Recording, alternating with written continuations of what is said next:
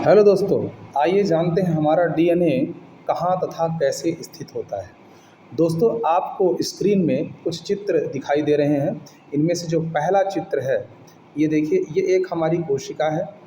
इस कोशिका के अंदर देखें तो बहुत सारी संरचनाएं हैं। उनमें से इसके सेंटर में आप देखें तो यहाँ पर ये होता है केंद्रक, जो कोशिका को कंट्रोल करता है।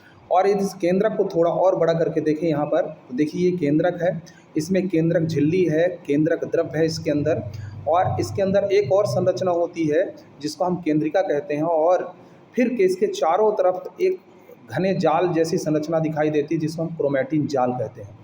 दोस्तों, ये क्रोमैटिन जाल ही जो होता है, यही गुणसूत्र को आगे बनाता है।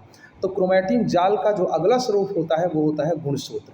तो तीसरे चित्र में आप देख रहे हैं क्या है, ये गुणसूत्र होता है जो इस प्रकार से हमको दिखाई दे रहा है। ये जो गुणसूत्र है ये 4 भुजाओं वाला दिखाई दे रहा है, जिसमें से एक यदि इसके बीच से यदि इसको अलग करें तो इसके एक भाग को क्रोमैटिड कहते हैं। तथा जब ये क्रोमैटिड आपस में सेंट्रोमियर के द्वारा जुड़ जाते हैं तो एक गुणसूत्र बन जाता है। ठीक है ना। तो इस प्रकार से गुणसूत्र के जो क्रोमैटिड होते हैं वो सेंट्रोमियर के द्वारा जुड़े हुए होते हैं, ऐसे जुड़े रहते हैं। ठीक है।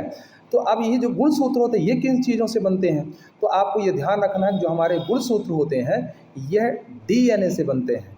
कैसे बनते हैं? डीएनए और एक प्रोटीन होती है जिसको कहते हैं हिस्टोन प्रोटीन।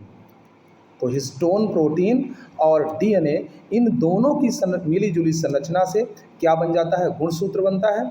और गुणसूत्र जो होता है यह हमारे कोशिकाओं के केंद्रक में स्थित होता है, और जो केंद्रक होता है यह कोशिका में स्थित होता है।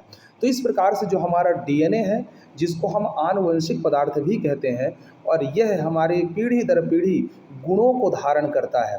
अर्थात हमारे माता पिता के जो गुण हैं, हमारे पूर्वज के जो गुण हैं, इसी डीएनए के द्वारा कहाँ पहुँचता है? अगली जनरेशन में पहुँचता है। और एक चीज़ यहाँ पे हम आपको और बताना चाहेंगे कि जो डीएनए होता है, इसी का एक खंड जो होता है जीन कहलाता है। जीन शब्द आपने यदि सुना होगा, तो जो जीन होता है यह डीएनए का ही एक खंड होता है। तो इस प्रकार से यह एक शॉर्ट वीडियो में छोटी सी जानकारी थी जो बहुत ही आवश्यक और इंटरेस्टिंग थी।